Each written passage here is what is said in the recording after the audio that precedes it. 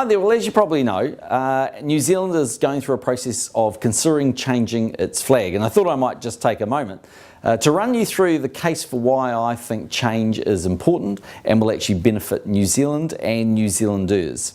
So let's run through a few of the arguments. Firstly, people say it's our flag and we shouldn't change it. Well, that's true, but actually it's our third flag, not our first one. So I guess if the process of saying you should stay there was because it was our flag, well, we've had two prior to this one. Secondly, just sheer confusion.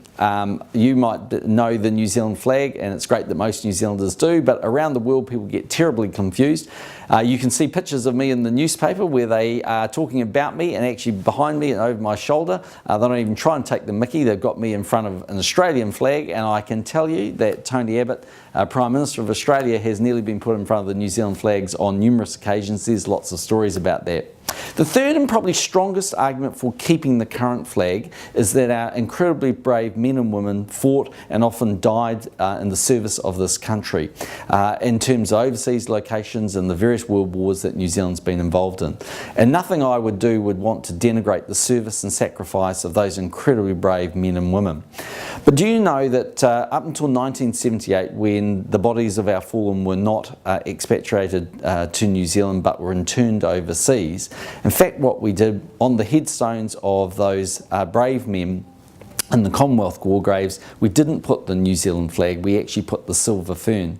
And it's my belief that actually while they were represented by a great many symbols when they were overseas, one of which of course was the New Zealand flag, they really fought for the values and principles that underpin this country, for democracy, for freedom, basically for human rights, for women's rights. These are the things that our people fought for and sought to defend.